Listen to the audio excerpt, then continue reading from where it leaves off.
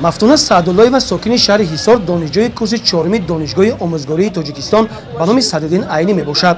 ӯ дар бахши ғоибона таҳсил намуда мехоҳад дар ягон муассисаи таълимӣ ҳамчун омӯзгор кор кунад. бо ҳамин мақсад имрӯз дар ин ярмаркаи ҷойҳои кории холӣ ва вазифаҳои озод иштирок менамояд. дар донишгоҳ ба шакли ғоибона мехонам, ҳам таҳсиламро идома диҳам ва дар он ҷойҳое ки дар муассисаҳое ки кадри ҷавон намерасад, дар он ҷо рафта дарс диҳам ва мехоҳам ки боз таҳсили худро дар донишгоҳ идома диҳам ва ҳам ҷой кор ёбам.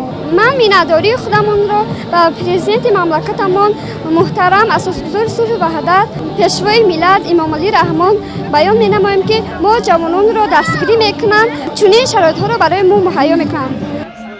Сумая Юлдошова низ курси кӯтоҳмуддати дӯзандагӣ ки дар назди раёсати агентии меҳнат ва шуғли аҳолӣ дар шаҳри Ҳисор ташкил карда шудааст ба итмом расонида, имрӯз дар ин ярмаркаи ҷойҳои кории холӣ ва вазифаҳои озод иштирок менамояд ва ба худ ҷойи кори муносиб мекобад. курси кӯтоҳмуддати думоҳаи дӯзандагиро хатм намуда ба ин ярмарка омада худамро номнавис кардам, соҳиби касб кор шудам. раҳмат ба ҷаноби олӣ ки ин созҳои ҷавонон аст ба мо бисёр ғамхориҳои зиёдӣ карданд. дастуру ҳидоятҳои президенти мамлакатро масъулини мақомоти иҷроии ҳокимияти давлатии шаҳру ноҳияҳои минтақаи Ҳисор мавриди иҷро қарор дода, бо иштироки доираи васеъи корфармоёну корҷӯён ярмаркаи ҷойҳои кори холӣ ва вазифаҳои озод баргузор менамоянд. дар ин ярмарка корхонаҳо ташкилоти се шаҳру ноҳияҳои минтақаи Ҳисор бо пешниҳоди ҷойҳои кори холӣ ва вазифаҳои озод иштирок намуданд, ки дар маҷмӯъ беш аз 1000 ҷойи кори холӣ ба корҷӯён пешниҳод гардид.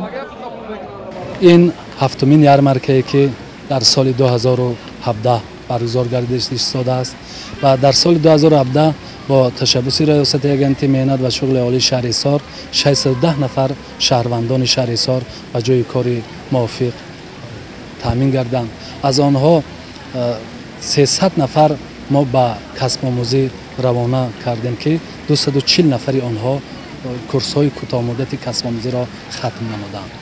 мо пеш аз ҳама ҳамон қадаре ки аҳолӣ зиёд шуд, қувваи қобили меҳнат бояд зиёд шавад, мо бояд ҳамаи онҳоро ба ҷойи кори мувофиқ таъмин намоем. ин яке аз самтҳои афзалияноки ҳукумат ва мақомоти иҷроии ҳокимияти давлатӣ мебошад ва ҳамин суханҳои сарвари давлатро сармашқи кори худ карда раёсати агентӣ ҳамаи он шаҳрвандони корҷӯе ки ба раёсат муроҷиат мекунанд ба ҷойи кори мувофиқ таъмин менамоянд.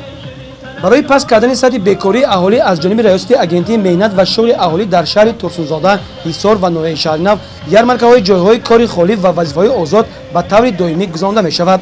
масъулин ният доранд чунин чорабиниҳоро дар марказҳои ҷамоатҳои деҳот низ ба роҳ монанд.